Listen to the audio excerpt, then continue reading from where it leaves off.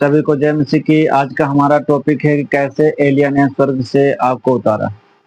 एलिया द्वारा जो स्वर्ग से आग उतारी गई थी उसके पीछे का रीजन, उसके पीछे की मिस्ट्री, भेद क्या है। आज का जब आप वचन सुनोगे तो इस वचन के द्वारा आप जानोगे कि आखिर कौन सा सेक्रेट था, कौन सा वो भेद था जिस भेद के तहत एलिया स्वर्ग से उस आग को उतार सका और उसके अलावा कोई दूसरा प्रॉफिट वो पूरा क्यों नहीं कर सका। जैसा हम जानते हैं कि एलिया की लाइफ में एलिया ने 2 बार आग को उतारा। एक बार बाल के पुजारियों के सामने और एक बार जब 50-50 के सैनिक उसको पकड़ने के लिए आए थे तब उसने स्वर्ग से आग की डिमांड की और वो लोग नाश हो गए। और जब वो उठाया गया तभी वो आग में सवार होकर उठाया गया। तो मैं आपको बताना चाहता हूँ कि वो कौन सा भेद था जिसके तहत एलिया उस आग को उतार सका। तो वचन में जरूर बने रहें। आप इस वचन को सुनेंगे, आपकी लाइफ सेम नहीं रहेगी, मेरा यह विश्वास है। तो आप सभी को आशीष दे। आज हम शुरू करते हैं। सबसे पहला हमारा वचन है व्यवस्था विवरण की पुस्तक अध्याय 29, उसका वचन नंबर 29। और वहां पर लिखा है, गुप्त बातें हमारे परमेश्वर यहोवा के बस में हैं, परंतु जो प्रकट की गई वे सदा के लिए हमारे और हमारे वंश के बस में रहेंगी, इसलिए कि इस व्यवस्था की सब बातें पूरी की जाएं। यहाँ पर लिखा व्यवस्था विवरण 29 के 29 में लिखा है, गुप्त बातें जो हैं, मिस्ट्री जो हैं, जो भेद हैं, वो परमेश्वर के बस में है, परंतु जो बातें प्रकट कर दी गई, लोगों को बता दी गई, रिवलेशन के तहत परमेश्वर ने लोगों पर जाहिर कर दी, वो बातें हमारे बस में और हमारे वंश के बस में सदा तक रहेंगी, ताकि हम परमेश्वर की व्यवस्था की सब बातें पूरी कर सके। मेरे प्रियो, बाइबल साफ कहते हैं जो मिस्ट्री है वो परमेश्वर को बिलोंग करती है। और मैं चाहूंगा आप जहां से भी देख रहे हैं, जो भी इस वीडियो को देख रहे हो, मेरे साथ में कहे एक बार, mystery belong to God and revelation belong to us. कि भेद परमेश्वर के हैं और जो प्रकट कर दी गई जो बातें वो हमारे और हमारे वंश के बस में। हालेलुया। इसके आगे पहले कुरिन्थियों 2:10 में लिखा है, परमेश्वर उन बातों को, उन भेदों को, रिवलेशन को अपनी आत्मा के द्वारा हम पर प्रकट करता है। पहले कुरिन्थियों 2:10 में लिखा है, परमेश्वर अपनी आत्मा के थ्रू उन गुप्त बातों को, मिस्ट्रीज को अपने लोगों पर जाहिर करता है। तो परमेश्वर का आत्मा हमारे ऊपर परमेश्वर के उन गहरे बातों को, रिवलेशन को खोलता है। आज जब आप ये वचन देख रहे हो, सुन रहे हो, आज आपकी आंखें ओपन होंगी, आत्मिक आंखें खुलेंगी और आप जानोगे कि कैसे परमेश्वर ने स्वर्ग से आपको उतारा। हालेलुया। देर ना करते हुए हम शुरू करते। पहले राजाओं की पुस्तक चैप्टर 18 वचन नंबर 1 से ही पढ़ेंगे। क्या लिखा है यहाँ पर, बहुत दिनों के बाद तीसरे वर्ष में यहोवा का यह वचन एलिया के पास पहुंचा, जाकर अपने आप को आहाब को दिखा और मैं भूमि पर मेंह बरसा दूंगा। बाइबल कहती है बहुत दिनों के बाद, तीसरे वर्ष में परमेश्वर का जो वचन था वो एलिया के पास पहुंचा और परमेश्वर ने एलिया से कहा अपने आप को आहाब को दिखा। आहाब जो कि इस्राएल का राजा था, उसको दिखा और मैं भूमि पर मेंह बरसा दूंगा। तो यहाँ पर रीजन क्या था, क्योंकि एलिया ने उससे पहले आकाश को बंद कर दिया था। परमेश्वर से प्रार्थना की थी, परमेश्वर जब तक मैं ना कहूं तब तक ना तो ओस पड़ेगी और ना ही बारिश होगी। जब परमेश्वर का वचन उसके पास पहुंचा तो परमेश्वर से कहता है जाकर राजा के सामने अपने आप को दिखा, क्योंकि जब उसने बारिश और ओस को बंद कर दिया था उसके बाद बाइबल ये कहती है कि परमेश्वर ने उसे आज्ञा दी थी करीत नामक नाले में छिप जा, तो वो चला गया था और उसके बाद परमेश्वर ने सारपत नगर की विधवा के घर भेज दिया। तो एलिया सेक्रेट प्लेस में रहा, उसने अपने आप को किसी पर जाहिर नहीं किया। लेकिन जब 3.5 साल बीत गए, पूरे हो चुके थे, तीसरे वर्ष में परमेश्वर का यह वचन एलिया के पास पहुंचता है कि अपने आप को आहाब पर जाहिर कर, आहाब को दिखा और मैं भूमि पर मैं बरसा दूंगा, बारिश कर दूंगा। आगे लिखा है कि तब एलिया अपने आप को आहाब को दिखाने गया। उस समय सोमरोन में अकाल भारी था। आहाब ने ओबद्याह को, जो उसके घराने का दीवान था, बुलवाया क्या लिखा है, तब एलिया अपने आप को आहाब को दिखाने गया। जब परमेश्वर का वचन एलिया के पास पहुंचा तो एलिया अपने आप को राजा आहाब के सम्मुख दिखाने के लिए चल देता है, जाता है। उस समय शोमरोन में अकाल भारी था, क्योंकि बारिश नहीं हुई थी 3.5 साल से, लगभग 3 साल 3.5 साल से। तो वहां पर अकाल भारी था, सब कुछ हर जगह पानी खत्म हो चुका था। आहाब ने ओबद्याह को, जो उसके घराने का दीवान था, बुलवाया। ओबद्याह तो यहोवा का भय यहाँ तक मानता था कि जब इजबेल यहोवा के नबियों को नष्ट करती थी, तब ओबद्याह ने 100 नबियों को लेकर 50-50 करके गुफाओं में छिपा रखा और अन्न जल देकर उनका पालन पोषण करता रहा। ठीक, बाइबल कहती है कि जब इजबेल रानी जो थी वो परमेश्वर के नबियों को मार रही थी, तब ओबद्याह परमेश्वर का भय मानता था, वो धार्मिक व्यक्ति था, परमेश्वर का भक्त था। तो उसने क्या किया कि यहोवा के नबियों में से 100 लोगों को 50-50 करके गुफाओं में छिपा रखा और उनको खाने पीने की चीजें प्रोवाइड करता था, उनका पालन पोषण करता रहा, जब तक कि इजबेल लोगों को मारती काटती रही, नबियों को घात करती रही। और आहाब ने ओबद्याह से कहा, देश में जल के सब स्रोतों और सब नदियों के पास जा, कदाचित इतनी घास मिले कि हम घोड़ों और खच्चरों को जीवित बचा सके और हमारे सब पशु ना मर जाएं। ठीक है, तो आहाब जो वहां का राजा था, उसने ओबद्याह को बुलाया और ओबद्याह से कहा कि जल के जितने भी स्रोते हैं उन स्रोतों के पास जा, नदियों के पास जा, देख कहीं कुछ घास मिलती है, कि थोड़ी सी अगर घास मिल जाती है तो हम अपने घोड़ों को खिला दें, ऐसा ना हो कि हमारे सारे जो पशु हैं वो मर जाएं। अतः उन्होंने आपस में देश बांटा कि उसमें होकर चले, एक और आहाब दूसरी ओर ओबद्याह चला। तो उन्होंने क्या किया, देश को बांट लिया, एक तरफ आहाब जाने लग गया, दूसरी तरफ ओबद्याह जाने लगा, ताकि वो घास को ढूंढे। ओबद्याह मार्ग में था कि एलिया उसको मिला, उसे पहचान कर वह मुंह के बल गिरा और कहा, हे मेरे प्रभु एलिया, क्या तू है? उसने कहा, हाँ मैं ही हूँ, जाकर अपने स्वामी से कह एलिया यहाँ है। तो ओबद्याह था जो जा रहा था घास ढूंढने के लिए, जब वो रास्ते में जा रहा होता तब उसे एलिया मिलता है, जब उसे एलिया मिलता है तो वो मुंह के बल उसके सामने गिरता है और मुंह के बल गिरकर उससे पूछता है कि हे मेरे प्रभु एलिया, क्या तू है? तो एलिया उसे जवाब देता है कि हाँ मैं हूँ, और जाकर अपने स्वामी से कहे कि एलिया यहाँ पर है, क्योंकि परमेश्वर ने उसे आज्ञा दी थी अपने आप को जाकर आहाब को दिखा। ठीक है, तो वो ओबद्याह को मिलता है, ओबद्याह से कहता है कि अपने स्वामी आहाब को बोल कि मैं यहाँ पर हूँ। उसने कहा, मैंने ऐसा क्या पाप किया कि तू मुझे मरवा डालने के लिए आहाब के हाथ करना चाहता है? तेरे परमेश्वर यहोवा के जीवन की शपथ, कोई ऐसी जाति या राज्य नहीं जिसमें मेरे स्वामी ने तुझे ढूंढने को ना भेजा हो। और जब उन लोगों ने कहा वह यहाँ नहीं है, तब उसने उस राज्य या जाति को इसकी शपथ खिलाई कि एलिया नहीं मिला। देखो क्या हुआ, वो कह रहा है कि कोई राज्य और कोई ऐसी जाति नहीं बची है जहां पर आहाब ने तुझे ढूंढवाया नहीं, क्योंकि तूने आकाश को बंद कर दिया था, तूने बारिश बंद कर दी, इससे पूरे देश में अकाल पड़ गया।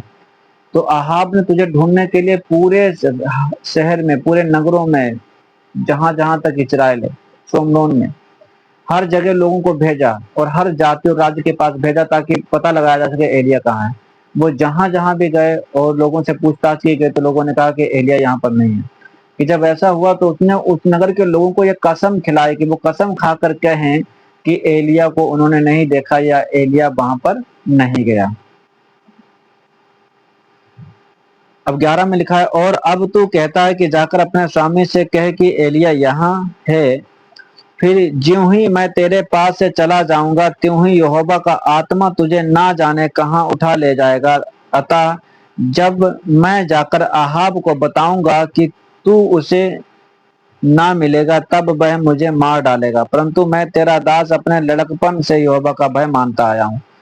तो अब जो ओबद्याह है वो एलिया से कह रहा है कि फिर ज्यों ही मैं तेरे पास से चला जाऊंगा, कि अभी तू मुझे भेज रहा है कि जाकर मैं आहाब को मैसेज दूं कि तू यहाँ पर है, कि जैसे ही मैं तेरे पास से जाऊंगा, त्यों ही कि जैसे मैं तेरे पास से जाऊंगा वैसे ही यहोवा का आत्मा तुझे यहाँ से उठाकर ना जाने कौन सी जगह ले जाएगा। पता नहीं तू यहाँ से परमेश्वर का आत्मा तुझे उठाएगा और पता नहीं कहाँ पहुंचा देगा। देखो ये एक स्पेशल पावर थी एलिया के पास कि परमेश्वर का आत्मा एलिया को एक जगह से दूसरी जगह स्थानांतरण कर सकता था। और ये ओबद्या कहता है, एलिया नहीं कह रहा, ये ओबद्या कह रहा है कि परमेश्वर का आत्मा तुझे यहाँ से उठाकर ले जाएगा, दूसरी जगह पता नहीं कहाँ पहुंचाएगा।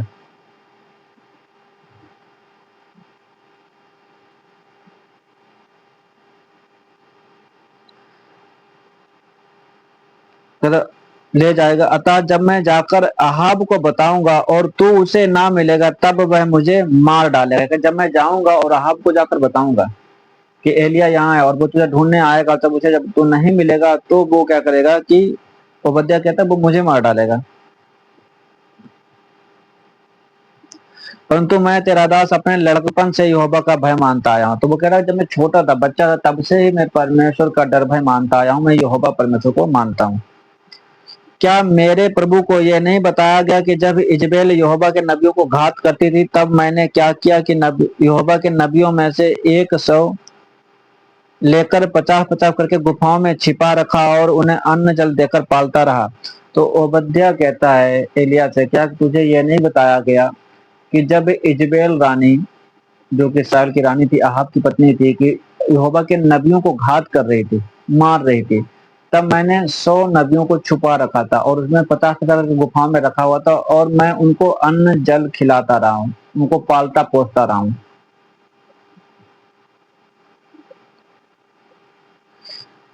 14 में, फिर अब तू कहता है जाकर अपने स्वामी से कहे कि एलिया मिला है, तब वह मुझे घात करेगा। एलिया ने कहा, सेनाओं का यहोवा जिसके सामने मैं रहता हूँ, उसके जीवन की शपथ, आज मैं अपने आप को उसे दिखाऊंगा। ठीक है, जब वो शिकायत कर रहा हो कि मैं जाकर आप से कहूंगा, अपने स्वामी से कहूंगा कि एलिया मिला है, तो वो, और जब तुझे नहीं मिलेगा तो मुझे मार डालेगा। तो एलिया कसम खाता है कि मैं, एलिया ने कहा, सेनाओं का यहोवा जिसके सामने मैं रहता हूँ, उसके जीवन की शपथ, आज मैं अपने आप को उसे दिखाऊंगा। एलिया कहता है सेनाओं के यहोवा जिसके सम्मुख मैं रहता हूँ, उसके जीवन की शपथ कि आज मैं अपने आप को अहाब को दिखाऊंगा, अहाब पर प्रकट करूंगा। इमेजिन करो, एलिया कहता है कि सेनाओं का यहोवा जो परमेश्वर है, उसके सम्मुख में उपस्थित रहता हूँ। और हम सभी जानते हैं कि एलिया सेक्रेड प्लेस में रहता था, प्रार्थना फास्टिंग में परमेश्वर के सम्मुख रहता था, परमेश्वर की उपस्थिति में बना रहता था, परमेश्वर की प्रेजेंस में रहता था। दूसरी बात, परमेश्वर यहाँ पर नहीं है, ये तो शारीरिक बात है कि शरीर में प्रार्थना फास्टिंग में परमेश्वर के साथ चलता है, साथ साथ चल रहा है, परमेश्वर की प्रेजेंस में है। लेकिन स्पिरिचुअली, आत्मिक रीति से वो परमेश्वर के थ्रोन रूम से ऑपरेट करता था। तो कहता परमेश्वर के सम्मुख उपस्थित रहता हूँ। जैसा कि हम लोग जानते हैं कि परमेश्वर जो है वो पृथ्वी पर नहीं है, उसका थ्रोन सिंहासन में है। वो कहता मैं यहोवा के सम्मुख रहता हूँ। तो वो स्पिरिचुअली तो परमेश्वर के सामने था और फिजिकली पृथ्वी पर था। हो सकता है आपको लगे कि मैं नई बात आपसे शेयर कर रहा हूँ, कोई व्यक्ति दो जगह कैसे हो सकता है, हो सकता है। प्रभु यीशु मसीह ने कहा है, परंतु सॉरी, यूहन्ना की पुस्तक में, यूहन्ना की पुस्तक अध्याय 3 में उसने कहा कोई मनुष्य स्वर्ग पर नहीं चढ़ा, केवल वही जो स्वर्ग से उतरा है, अर्थात मनुष्य का पुत्र, और वो स्वर्ग में है। तो वहां पर वो साफ और क्लियर करता है कि परमेश्वर के राज्य में, परमेश्वर के स्वर्ग पर कोई नहीं चढ़ा है, केवल परमेश्वर का पुत्र। अपने बारे में बताता है, केवल मुझे छोड़कर स्वर्ग पर कोई नहीं चढ़ा है, केवल वही स्वर्ग पर जो स्वर्ग से उतर कर आया। अपने बारे में बताता है कि मैं ही स्वर्ग में था, मैं ही उतर कर आया हूँ, मेरे अलावा कोई दूसरा स्वर्ग पर ना चढ़ा है और ना ही उतरा है। फिर बताता है कि जो परमेश्वर के सम्मुख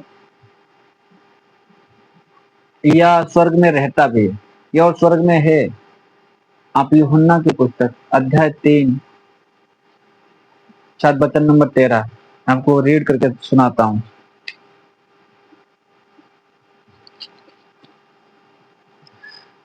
यूहन्ना की पुस्तक 3:13 में लिखा है, कोई स्वर्ग पर नहीं चढ़ा, केवल वही जो स्वर्ग से उतरा, अर्थात मनुष्य का पुत्र जो स्वर्ग में है। क्या लिखा है? जो स्वर्ग में है। अब सोचो कि यीशु मसीह लोगों से बातें कर रहा है, कह रहा स्वर्ग पर कोई नहीं चढ़ा है, केवल वही जो स्वर्ग से उतरा, अर्थात मनुष्य का पुत्र। और जो उतरा है वो स्वर्ग में है, कह रहा है कोई स्वर्ग पर नहीं चढ़ा, केवल वही जो स्वर्ग से उतरा, अर्थात मनुष्य का पुत्र जो स्वर्ग में है।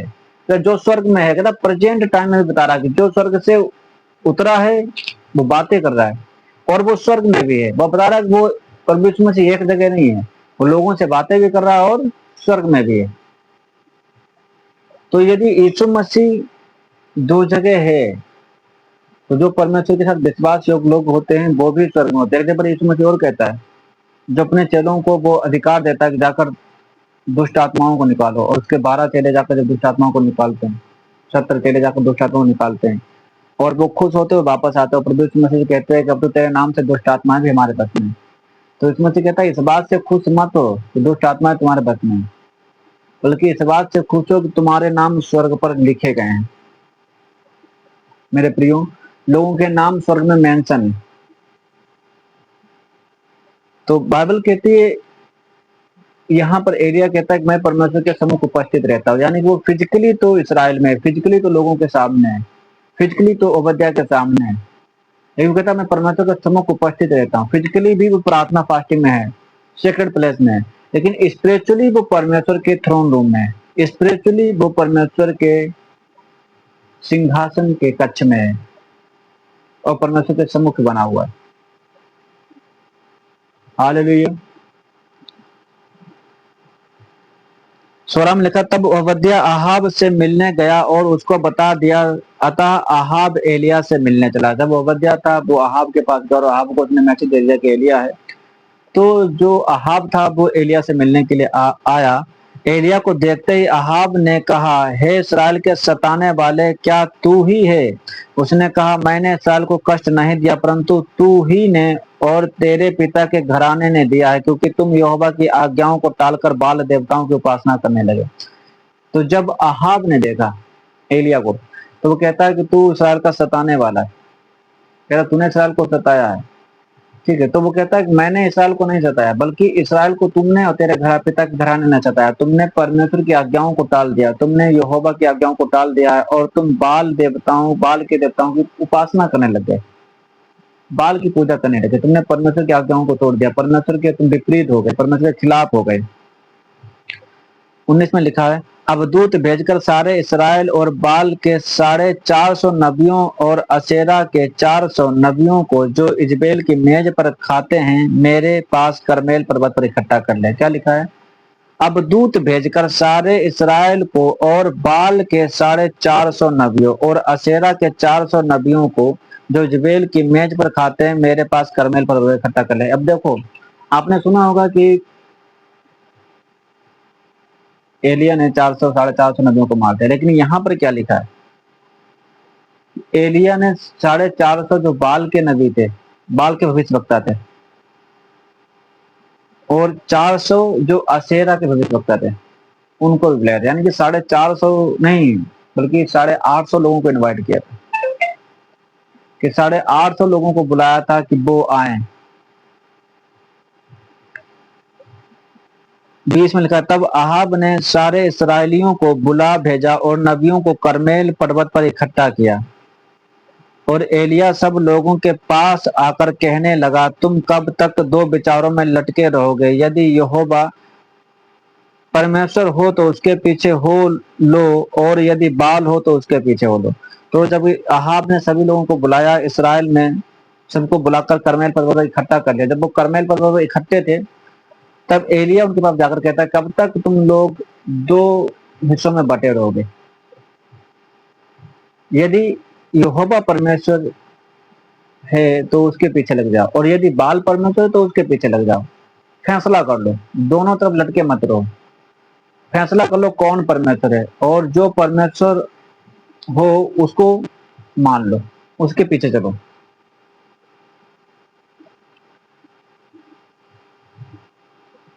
लोगों ने उसके उत्तर में एक भी बात ना कही। जब उसने यह बात लोगों से कही तो कोई बोला नहीं, किसी ने कोई जवाब नहीं दिया। तब एलिया ने लोगों से कहा, यहोवा के नबियों में से केवल मैं ही रह गया हूँ, और बाल के नबी 450 मनुष्य हैं। इसलिए 2 बछड़े लाकर हमें दिए जाएं, और वे एक अपने लिए चुनकर उसे टुकड़े टुकड़े काटकर लकड़ी पर रख दें और कुछ आग ना लगाएं, और मैं दूसरे बछड़े को तैयार करके लकड़ी पर रखूंगा और कुछ आग ना लगाऊंगा।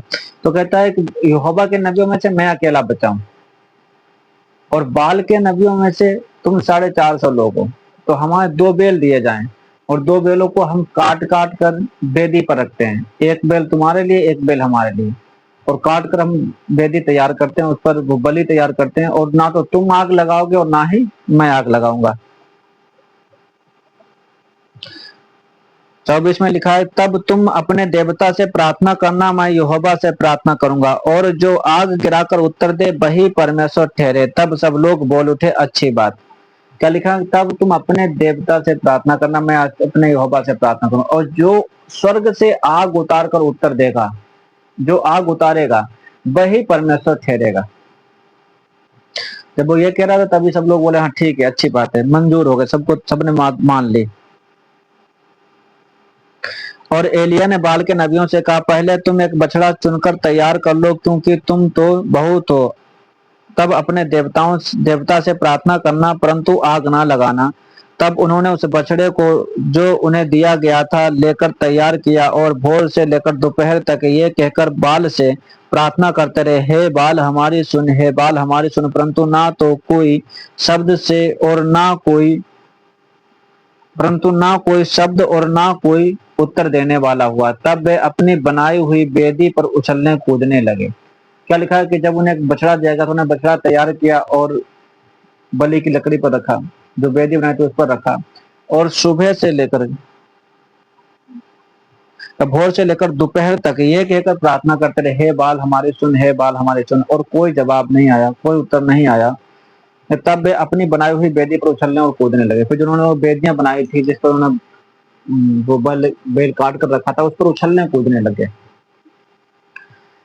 जब दोपहर हो गया तो एलिया ने ये कहकर उनका ठट्ठा किया, ऊंचे शब्द से पुकारो, वह तो देवता है, वह तो ध्यान लगाए होगा, या कहीं गया होगा, या यात्रा में होगा, या हो सकता है कि सोता हो, उसे जगाना चाहिए। तब एलिया उनका मजाक बनाने लगा, उनका ठट्ठा करके कहने लग गया कि और जोर से पुकारो, ऊंचे शब्द से पुकारो, वो तो देवता, हो सकता है कहीं घूमने गया हो, रास्ते में हो, या सो रहा हो। ठीक है। और उन्होंने बड़े शब्द से पुकार पुकार के अपनी रीति के अनुसार छुरियों और बर्छियों से अपने अपने को यहाँ तक घायल किया कि लहू लुहान हो गए। वे दोपहर भर ही क्या, वरन भेंट चढ़ाने के समय तक नबूवत करते रहे, परंतु कोई शब्द सुन ना पड़ा, और ना तो किसी ने उत्तर दिया और ना कान लगाया। क्या वो सुबह से लगे हुए थे, और पुकारते पुकारते उन्होंने अपने आप को छुरियों से बर्छियों से घायल कर लिया, लहू लुहान कर लिया। ठीक है। वो भेंट चढ़ाने के शाम तक, यानी कि लगा लो शाम 6 बजे के आसपास तक, भेंट चढ़ाने के टाइम समय तक, वो शाम के आसपास, शाम 6 बजे के आसपास तक वो नबूवत करते रहे, यही करते रहे, लगातार अपने को पाटते चिरते रहे और पुकारते रहे। ना तो कोई, तो जब वो पुकार रहे थे तो ना तो किसी ने उत्तर दिया, ना कि कोई शब्द हुआ, और ना किसी ने कान लगाया, ना किसी का जवाब आया मिला। फिर लिखा है 30 में कि तब एलिया ने सब लोगों से कहा, मेरे निकट आओ, और सब लोग उसके निकट आए। तब उसने यहोवा की वेदी की जो गिराई गई थी मरम्मत की। फिर एलिया ने याकूब के पुत्रों की गिनती के अनुसार, जिसके पास यहोवा का यह वचन आया था, तेरा नाम इस्राएल होगा, 12 पत्थर छाटे, और उन पत्थरों से यहोवा के नाम की एक वेदी बनाई, और उसके चारों ओर इतना बड़ा गड्ढा खोद दिया कि उसमें उसमें 2 सवा बीज समा सके। अब ये सेक्रेट था, एलिया की आग उतारने का जो सेक्रेट था वो यही था।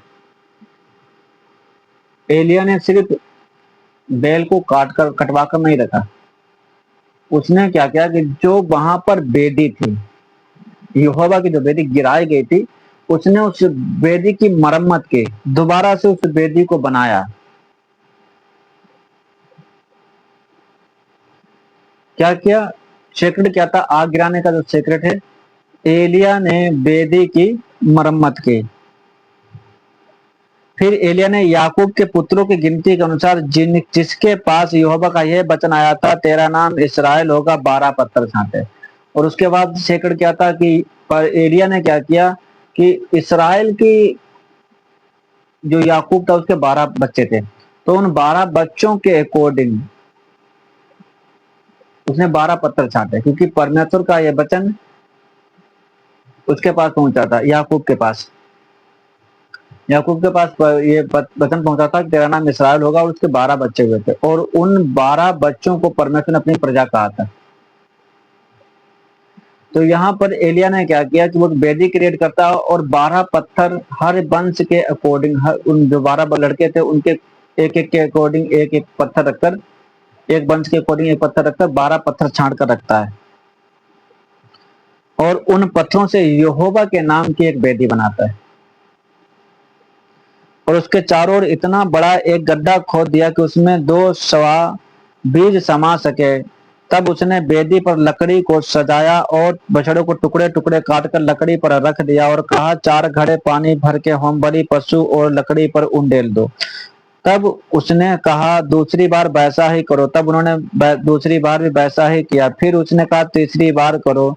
तब लोगों ने तीसरी बार भी वैसा ही किया, और जल वेदी के चारों ओर बह गया, और गड्ढे को भी उसने जल से भर दिया। तो यहाँ पे क्या लिखा है कि एलिया ने सिर्फ वेदी नहीं बनाई, उसने वेदी की मरम्मत की, 12 पत्थरों से दूसरी वेदी तैयार की, और फिर उसने बछड़ों को काट कर लकड़ी पर रखा, वेदी तैयार की, मेल बलि तो जो भी बलि चढ़ानी थी वो उस बलि को तैयार किया, और उसके बाद उसने लोगों से कहा 4 घड़े भरकर वेदी पर डाल दो, लकड़ी पर और उस मांस पर डाल दो, बेल पर, कटे हुए बेल पर डाल दो। 4 घड़े एक बार में, और 3 बार डलवाता है, यानी कि 12 घड़े। 12 नंबर रिप्रेजेंट करता है इसराइल को,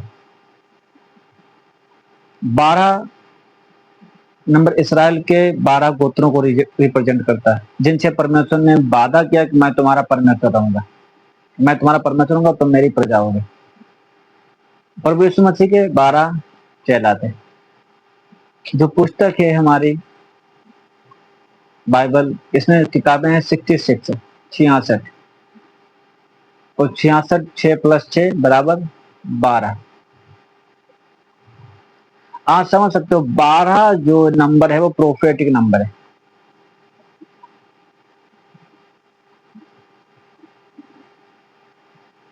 अगर 12 को आप जोड़ोगे 1 + 2 3 होता है, और हमारा परमेश्वर पिता पुत्र पवित्र आत्मा, उसकी फुलनेस भरपूर है, ट्रिनिटी परमेश्वर है।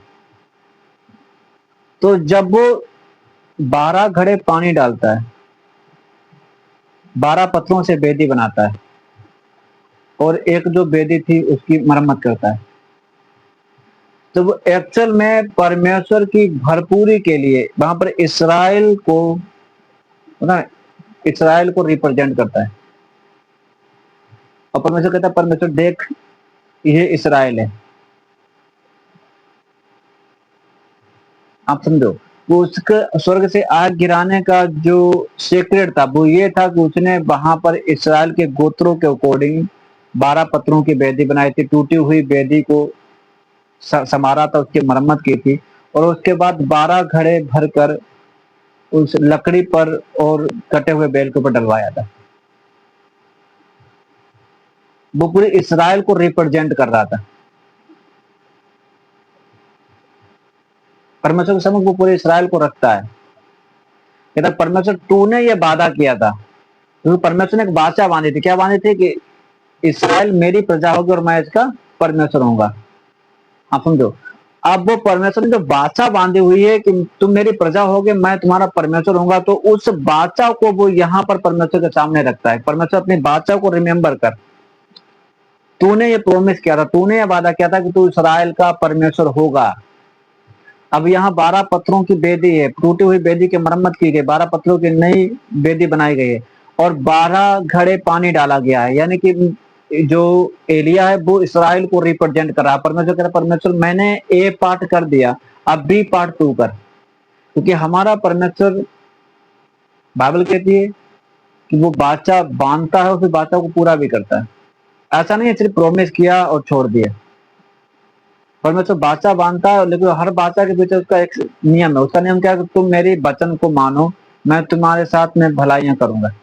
कहता है तुम ए पार्ट करो, मैं बी पार्ट करूंगा, तुम मेरी ओर फिरो तब मैं तुम्हारी ओर फिरूंगा। ये हमारे परमेश्वर की खासियत है।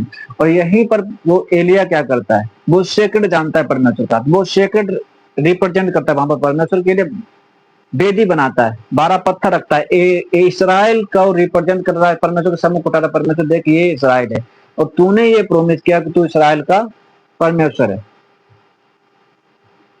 हालेलुया। आई होप आप समझ रहे होंगे। इसके आगे 36 में, फिर भेंट चढ़ाने के समय एलिया नबी समीप जाकर कहने लगा, हे अब्राम, इसहाक और इसराइल के परमेश्वर यहोवा, आज ये प्रकट कर कि इसराइल में तू ही परमेश्वर है। क्या लिखा है कि आज ये प्रकट कर कि इसराइल में तू ही परमेश्वर है। मैं आपसे क्या कह रहा, उसने क्या किया था, 12 पत्थरों की एक वेदी बनाई थी जो इसराइल को रिप्रेजेंट करती है। दूसरा सीक्रेट, उसने 12 घड़े भरे पानी के और 3 बार में 4 करके डाल दिए, इसराइल को रिप्रेजेंट किया। टूटी हुई बेदी जो यहोवा की थी उसकी मरम्मत की। उसने कहा परमेश्वर तू अब्राहम इसहाक याकूब का परमेश्वर है, जिनसे तूने बाचा बांधी, तूने अब्राहम से बाचा बांधी। क्या लिखा है, तूने अब्राहम से बाचा बांधी, तूने इसहाक से बाचा बांधी, और तूने लिखा है, हे अब्राहम इसहाक और इसराइल के परमेश्वर यहोवा, कहता है, और तूने इसराइल से बाचा बांधी। इसराइल का मतलब याकूब से बाचा बांधी, कि तूने बाचा बांधी उनसे। अब्राहम से बाचा बांधी थी कि मैं तुझे आशीष दूंगा, तू सारी जातियों का मूल पिता होगा, और तू तेरे तेरे ही द्वारा सारे कुल आशीष पाएंगे। जो तुझे आशीष देगा उसे मैं आशीष दूंगा, जो तुझे कोसेगा उसे मैं कोसूंगा। परमेश्वर ने ये अब्राहम के साथ बाचा बांधी, तो उसके साथ बाचा बांधी थी कि मैं तेरे वंशज को, तेरे वंश के लोगों को, तेरे कुल के लोगों को समुद्र के किनारे की बालू के समान करूंगा। फिर परमेश्वर कहता है कि मैं तेरे वंश को आकाश के तारा गणों के समान करूंगा। यानी परमेश्वर ने उससे बाचा बांधी है। फिर परमेश्वर अब्राहम से बाचा बांधते हैं कि तेरा जो निज पुत्र होगा इसहाक, उससे वो मेरा पुत्र होगा और उससे तेरा वंश चलेगा। परमेश्वर इसहाक से बाचा बांधता है। और फिर परमेश्वर याकूब से बाचा बांधा, जिसे इसराइल भी कहा जाता है, उससे कहता है कि तू मेरे पीछे चल, तेरा नाम याकूब नहीं इसराइल होगा। और उसको 12 लड़के देते हैं, तो परमेश्वर उनके साथ बाचा बांध देता है। अब यहाँ पर जो एलिया क्या करता है, परमेश्वर को याद दिलाता है, परमेश्वर याद कर, मैं इसराइल को रिप्रेजेंट कर रहा हूं, और तूने इसराइल के साथ ये बाचा बांधी थी, तूने अब्राहम के साथ, इसहाक के साथ, इसराइल के साथ ये बाचा बांधी थी, तू उनका परमेश्वर रहेगा। आज ये प्रकट कर, तूने कहा था तू इसराइल का परमेश्वर है, तूने क्या कहा था, अब वो परमेश्वर को फंसा था। उसके बाद परमेश्वर, तूने कहा था कि तू इसराइल का परमेश्वर रहेगा, तेरी बाचा थे ये याकूब के, तूने याकूब को तूने इसराइल नाम दिया, और उससे तूने बाचा बांधी कि तू मेरी प्रजा होगा और मैं तेरा परमेश्वर रहूंगा। तू इसराइल का परमेश्वर बन गया, इसराइल को तूने अपनी प्रजा चुना। अब यहाँ पर यह साबित कर कि तू ही इसराइल का परमेश्वर है। अब सोचो क्या कर रहा है, सीक्रेट क्या है, परमेश्वर ने जो बाचा बांधी थी उसी बाचा को रिमेम्बर करने के लिए परमेश्वर कहता है कि अपनी बाचा को पूरा कर। आई होप आप समझ रहे होंगे।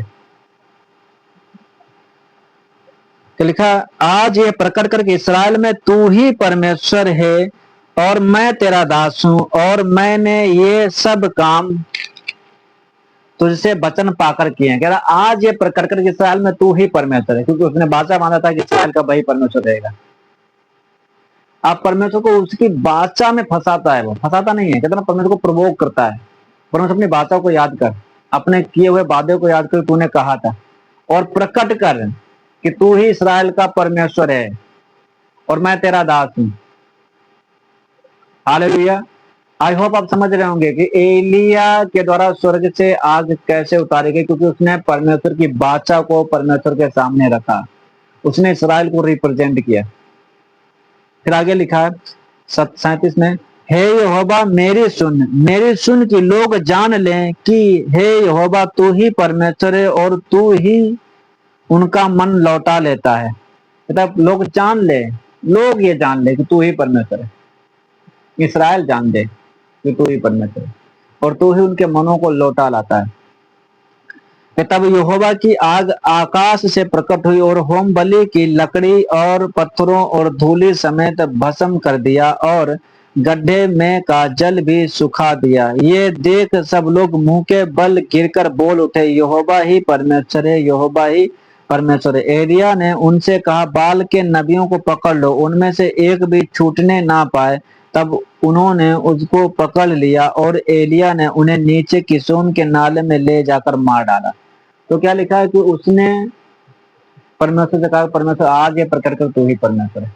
परमेश्वर ने वैसा ही किया, स्वर्ग से आग उतारी और सब कुछ जला दिया जो वहां पर था, बेदी, लकड़ियां, पानी, सब सूख गया। और जब ये सब कुछ हो गया तो लोग चिल्ला उठे कि यहोवा ही परमेश्वर है, यहोवा ही परमेश्वर। उसने लोगों से बोला कि जितने बाल के नबी हैं सबको पकड़ लो। बाल के नबी को पकड़ाकर उन्हें किसोन नाले में ले जाकर वहां पर उनको घात किया, मरवा डाला। हालेलुया। तो मेरा विश्वास है कि आप समझे होंगे कि जो एलिया के द्वारा स्वर्ग से आग उतारी गई उसका सेक्रेट क्या था। उसका सेक्रेट था, उसने वेदी बनाई, पुरानी वेदी जो थी उसकी मरम्मत की, जो तोड़ी जा चुकी थी उसकी मरम्मत की, पत्थरों की एक नई वेदी बनाई 12 पत्थरों से, और 12 ही घड़े पानी डाला। और परमेश्वर को परमेश्वर की बाचा याद दिलाई कि परमेश्वर तूने ये बाचा बांधी थी कि तू इसराइल का परमेश्वर रहेगा। और इसराइल के जो लोग भटक गए हैं वो किसी और को परमेश्वर करके मानने लग गए, बाल के और अशेरा के पीछे लग गए। आज वो टाइम आ गया है कि तू ये प्रकट कर कि तूने जो वादा किया था, जो प्रोमिस किया था कि तू ही इसराइल का परमेश्वर है, कोई दूसरा हो नहीं सकता। ये लोग भटक गए, दूसरी जगह जा रहे हैं, तो अपना तू तू प्रकट कर कि तू परमेश्वर है। वो भाषा याद कर जो तूने बांधी थी, जो बातें तूने अब्राहम से बांधी, जो इसहाक से बांधी, जो याकूब से बांधी। और परमेश्वर उस बादशाह को याद करता है, उस बादशाह के तहत परमेश्वर स्वर्ग से आग को उतारता है। हालेलुया। और जब स्वर्ग से आग उतरती है तब क्या होता है कि लोग चिल्ला उठते हैं कि यहोवा ही परमेश्वर है और ये यहोवा ही परमेश्वर। इसराइली चिल्लाने लगते हैं, परमेश्वर इसराइल का जो परमेश्वर वो यहोवा ही। मेरे प्रियो, आप आई होप आप समझ गए होंगे कि क्या मिस्ट्री थी। मिस्ट्री थी वेदी क्रिएट करना, इसराइल को रिप्रेजेंट करना, परमेश्वर को परमेश्वर के द्वारा बांधी गई बाचा को याद दिलाना। हालेलुया। इसलिए आज भी जब हम लोग प्रार्थनाएं करते हैं, आज हम लोग जो प्रार्थना करते हैं वचन के अकॉर्डिंग जो प्रार्थना की जाती है वो ज्यादा इफेक्टिव है। ज्यादा इफेक्टिव किस लिए है? क्योंकि परमेश्वर जो बाचा उसने बांधे, जो वचन उसने कहे वो वचन से बंधा हुआ है, अपने वचन को पूरा करेगा करेगा। तो जब उसके सामने उसका वचन रखा जाता है, परमेश्वर तेरे वचन में ऐसा कहा है, तूने अपने वचन के अकॉर्डिंग कर, अपने वचन को पूरा कर, तब परमेश्वर उसे पूरा करने के लिए बाध्य होता है। हालेलुया।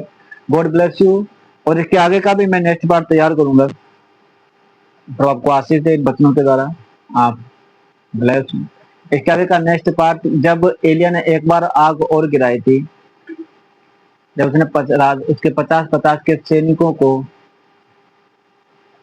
जलाया था। क्योंकि अभी आपके साथ मैंने आधी मिस्ट्री शेयर की, आधी मिस्ट्री भी बाकी है। तो जब आप वहां रीड सुनोगे तब आप समझोगे कि इसका रियल जो भेद है वो क्या है। आग जो गिरी, ठीक है, वो आग कैसे गिरी, आग गिराने के पीछे कौन जिम्मेदार था। क्योंकि आप देखते हो आग, एलिया जब स्वर्ग में उठाया तो वो आग पे सवार होकर ही गया।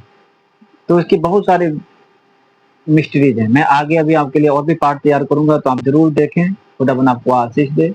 सभी को जय मसीह की।